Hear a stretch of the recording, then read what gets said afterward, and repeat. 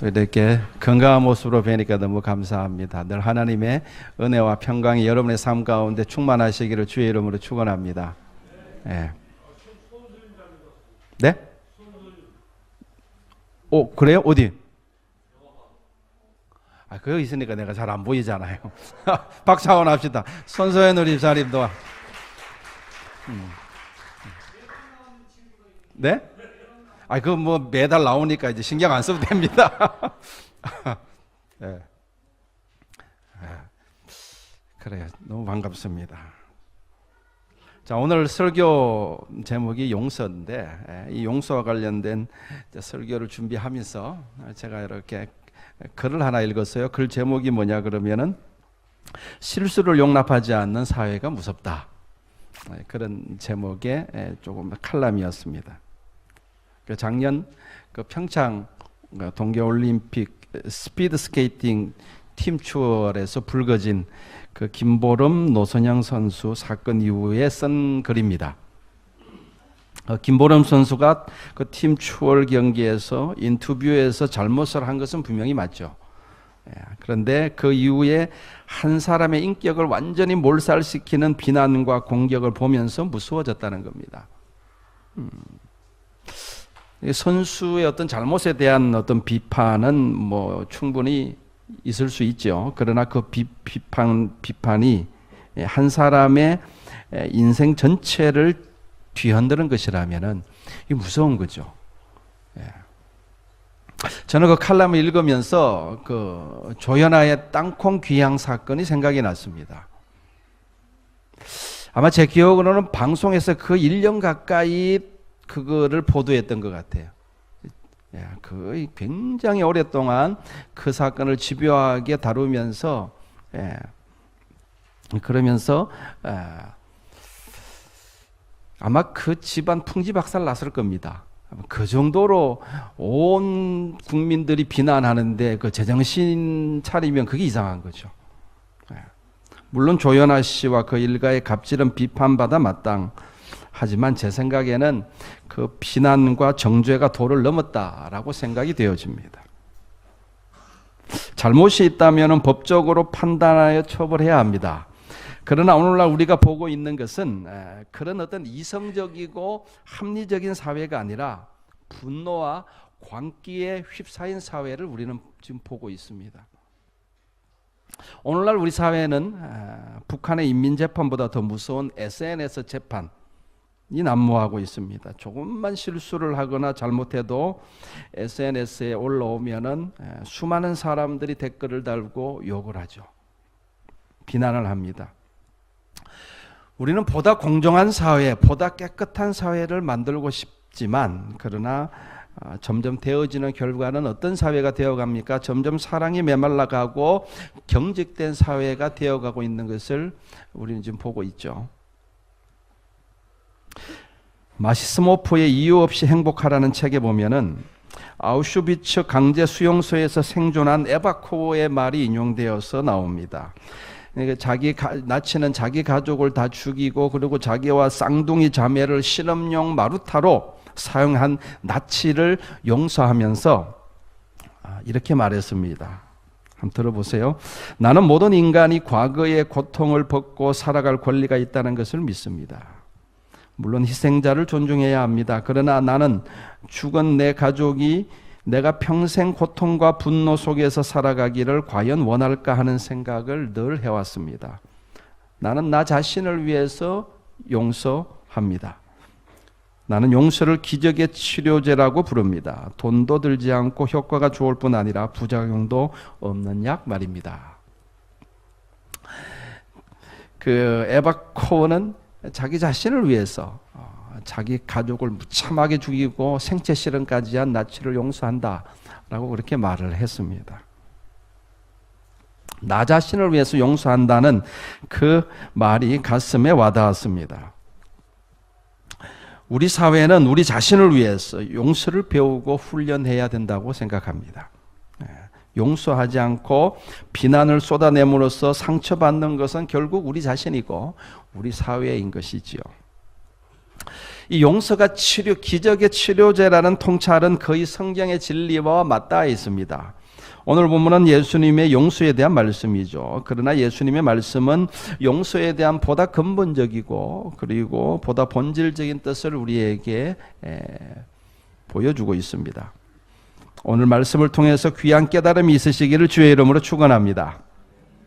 베드로가 질문을 하죠. 뭐라고 질문합니까? 주님, 형제가 나에게 죄를 범하면은 몇 번이나 용서해 주면 되겠습니까? 한 7번 정도 용서해 주면 되겠습니까? 라고 묻습니다. 그 당시 유대의 랍비들은 3번까지는 용서하고 4번째부터는 용서하지 말라고 가르쳤다고 합니다. 그러니까 7번까지 용서하면 됩니까? 라고 묻는 베드로는 나름대로 굉장히 너그러운 어떤 그런 모습을 보여주고 있는 것이죠. 그죠? 근데 예수님의 대답은 굉장히 충격적입니다. 뭐라고 대답하십니까? 7번이 아니라 7번을 70번까지라도 용서해줘라. 이게 예수님의 대답이에요. 다시 말해서 무한대로 용서해주라는 말씀인데 사실상 인간으로서는 불가능한 주문을 하고 계신 것이죠. 그것은 하나님만이 하실 수 있는 용서이지 인간이 할 수 있는 것이 아닙니다. 여기서 우리는 예수님의 말씀을 좀 깊이 묵상해 봐야 합니다. 예수님이 말씀하시고자 하는 속뜻이 무엇일까를 생각해 봐야 합니다. 여러분, 우리 인간은요, 단 한 번도 용서하기 쉽지 않는 존재입니다. 동의하십니까? 우리는 단 한 번도 용서하기, 나에게 상처를 주고 나에게 고통을 준 사람을 용서하는 것은 한 번도 어려운 게 우리 인간의 실존입니다. 예수님도 그것을 잘 알고 계시죠. 그럼에도 불구하고 무한대로 용서하라는 불가능한 요구를 하시는 것은 그것은 단순히 용서하라는 교훈 이상을 말씀하시고자 하는 것이라고 여겨집니다. 여러분, 7번이 아니라 70번까지라도 70번까지라도 용서하라는 말씀은 그것은 곧 용서라는 것은 끝까지 해야 진정한 용서라는 의미이고 그리고 그것은 하나님이 하시는 일이라는 의미입니다. 사람이 할 수 있는 일이 아닌 거죠. 그 뒤에 들려주시는 비유를 통해서 우리는 이것을 깨달을 수가 있습니다. 자, 23절을 보겠습니다. 23절 같이 읽겠습니다. 시작. 그러므로 천국은 그 종들과 결산하려 하던 어떤 임금과 같으니.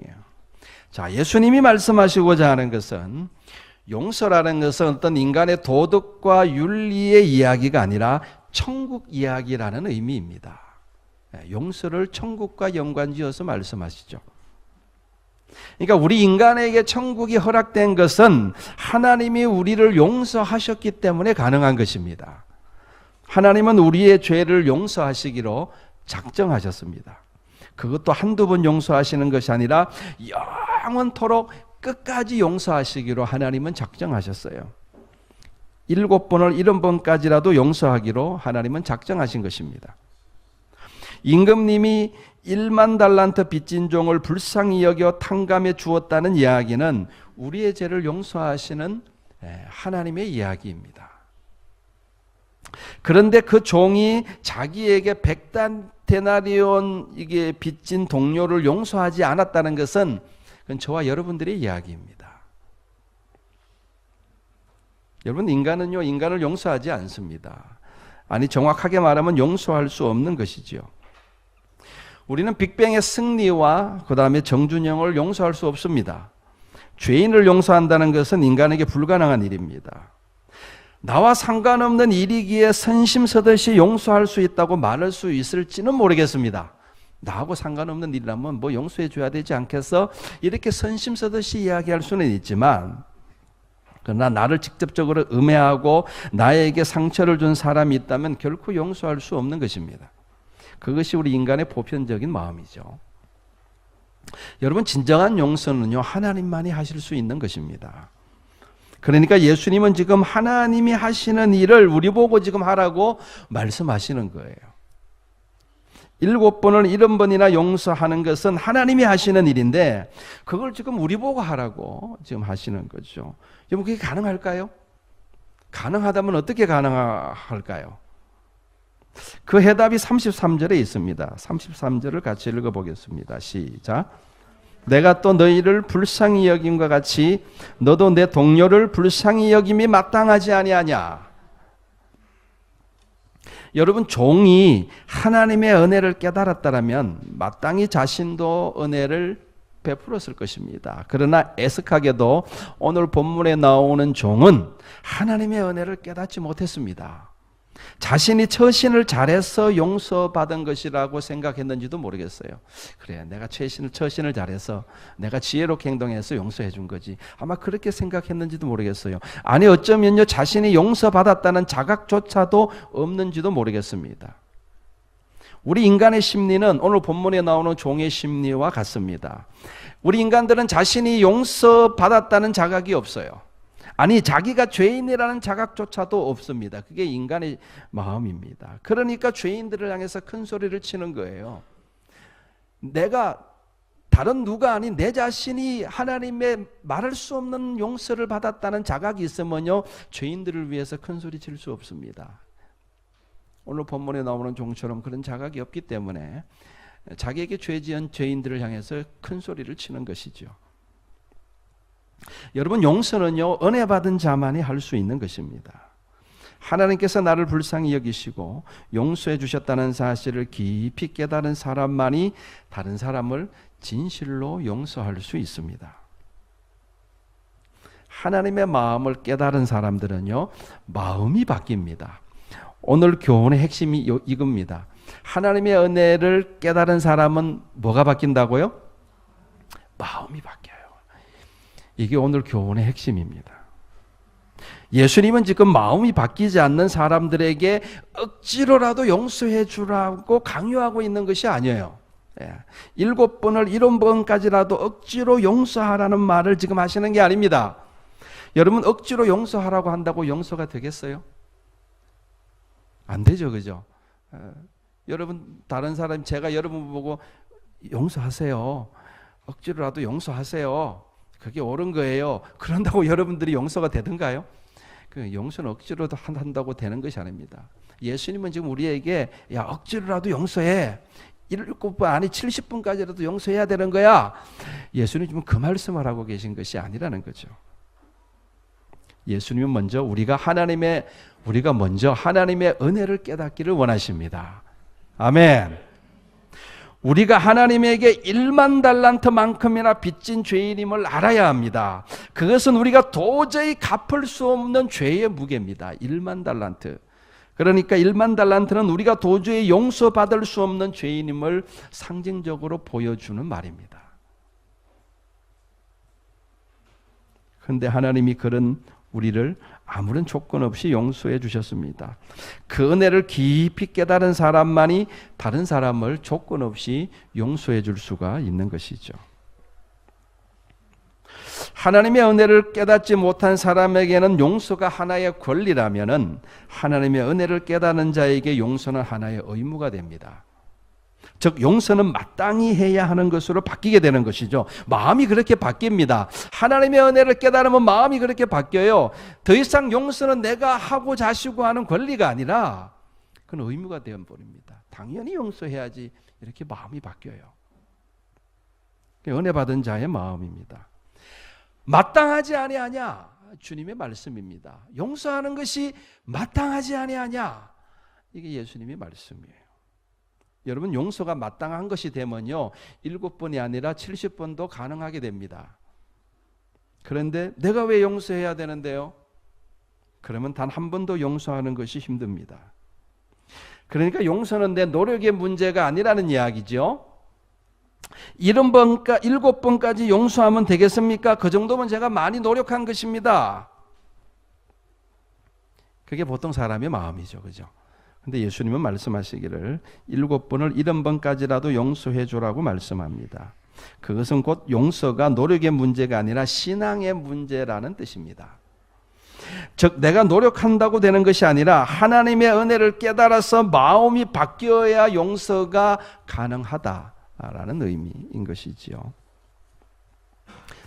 자, 우리는 자꾸만요 하나님의 말씀을 계명으로 접근하려는 경향성이 있습니다. 즉 내 노력으로 하나님의 계명을 지키는 것이 신앙이라고 생각해요. 많은 사람들이 신앙을 그렇게 생각합니다. 신앙생활이 뭐야? 내가 열심히 노력해가지고 하나님의 계명을 지키는 게 그게 신앙생활 아니야? 이렇게 접근을 합니다. 용서하라는 말씀도 계명으로 접근을 해요. 계명으로 이해를 합니다. 그래서 그 계명을 지키려고 사람들이 부단히 노력합니다. 7번 정도 용서하면 하나님의 계명을 지키려고 많이 노력한 것이죠. 그렇죠? 3번만 용서해도 하나님의 계명을 지키려고 많이 노력한 것입니다. 그런 베드로의 생각을 아시고 주님은 용서라는 것은 용서란 그런 것이 아니라고 말씀하고 있는 거예요. 그 뒤에 19장에 가보면은 한 젊은 부자 청년의 이야기가 나오죠. 그 젊은 부자 청년이 예수님께 나와서 뭐라고 묻습니까? 선생님, 라비요, 내가 무슨 선한 일을 해야지 영생을 얻을 수 있겠습니까? 라고 묻습니다. 여러분, 이 사람 역시 신앙을 계명으로 접근하는 거예요. 영생을 자기가 하나님의 계명을 잘 지키면은 영생을 얻을 것으로 그렇게 생각을 한 것입니다. 그를 향해서 주님은 뭐라고 말씀하십니까? 마지막에 너는 나를 따르라 라고 말씀합니다. 여러분, 주님을 따르는 것은 마음의 문제입니다. 노력한다고 주님을 따를 수 없는 것이죠. 나의 마음이 주를 향해야 됩니다. 그래야 주를 따를 수가 있습니다. 나의 마음이 천국을 향해야지 진정으로 주님을 따를 수가 있는 거예요. 여전히 나의 마음이 세상 물질에 있는 이상은 주님을 진정으로 따른다는 것은 불가능한 이야기입니다. 마음의 문제예요. 그것은 내 노력의 문제가 아니라 마음이 바뀌어야 되는 거예요. 주를 향해서 내 마음이 바뀌어야지 주님을 따를 수 있는 것이죠. 여러분, 말씀 한 구절을 보겠습니다. 자, 제가 PPT는 준비 안 했습니다. 같이 볼까요? 찾아보겠습니다. 고린도후서 3장 6절입니다.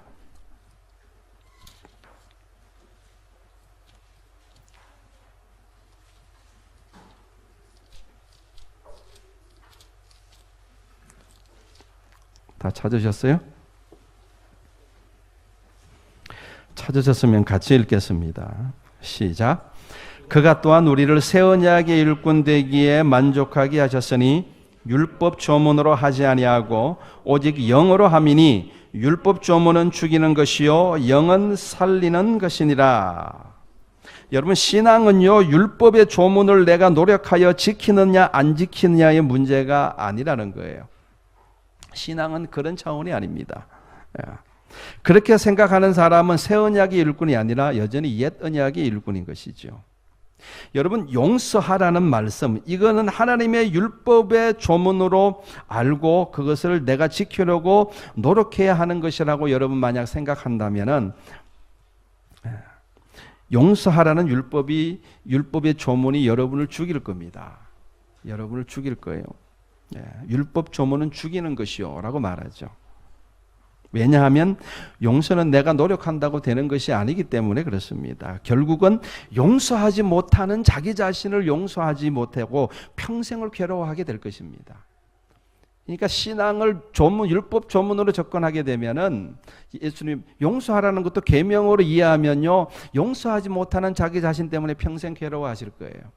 노력한다고 되는 게 아니에요. 여러분, 신앙생활은 영으로 하는 것입니다. 아멘? 신앙생활은 영으로 하는 거예요. 내가 하나님 앞에서 1만 달란트 빚진 자임을, 다시 말해서 도저히 용서받을 수 없는 죄인임을 알고 하나님의 은혜를 깊이 깨달은 자에게 하나님께서 성령을 부어주십니다. 할렐루야. 하나님의 은혜를 말할 수 없는 은혜를 받았구나, 이걸 깨달으면요 깨달은 자들에게 하나님께서 성령을 부어주세요. 그리고 하나님의 성령은 우리의 마음을 새롭게 하십니다. 에스겔서 11장 19절 20절입니다. 내가 그들에게 한 마음을 주고 그 속에 새 영을 주며 그 몸에서 돌 같은 마음을 제거하고 살처럼 부드러운 마음을 주어 내 율례를 따르며 내 규례를 지켜 행하게 하리니 그들은 내 백성이 되고 나는 그들의 하나님이 되리라. 이게 하나님의 예언의 말씀, 약속의 말씀입니다. 여러분, 하나님의 영을 받아서 마음이 새롭게 된 사람들은 마음이 바뀌어가지고 용서는 마땅히 해야 되는 것이라고 생각하게 됩니다. 다시 말해서 하나님의 계명을 지키려고 애쓰고 노력하는 그런 차원이 아니라 그냥 계명을 지키는 사람이 되어버리는 그런 차원이에요. 용서를 7번까지 하는 것은 내가 노력하는 차원이죠. 우리가 노력하면 7번까지는 할 수 있을 것입니다. 그러나 여러분, 7번을 7번까지 용서하는 것은 그것은 내 노력의 차원이 아니라 그것은 하나님의 차원이고 영의 차원입니다.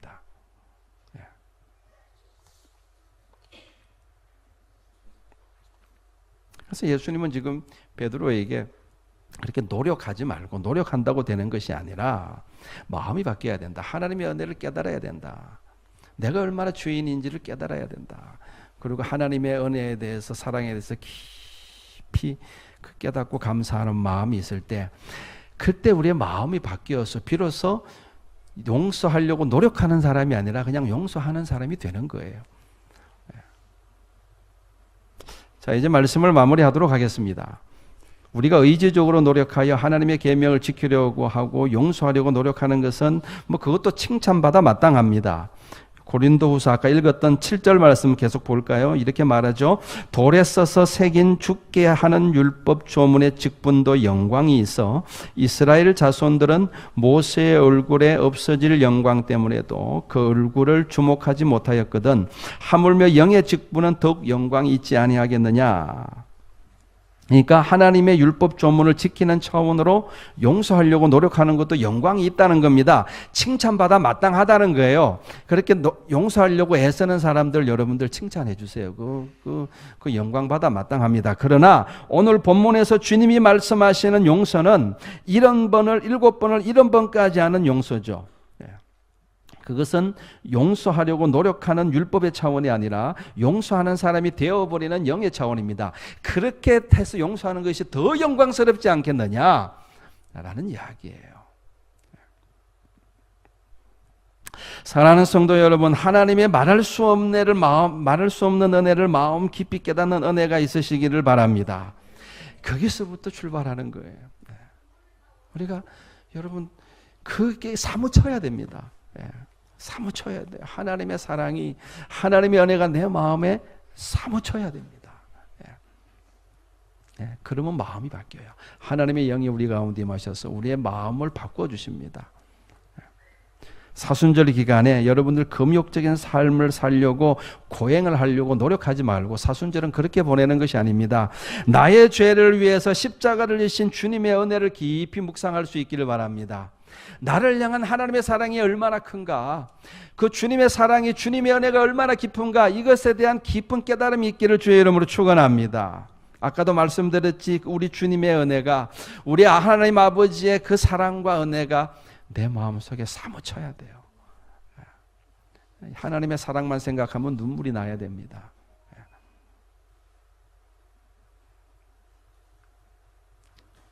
그래서 용서가 여러분에게 더 이상 여러분의 권리가 아니라 의무가 될 수 있기를 주님의 이름으로 축원합니다.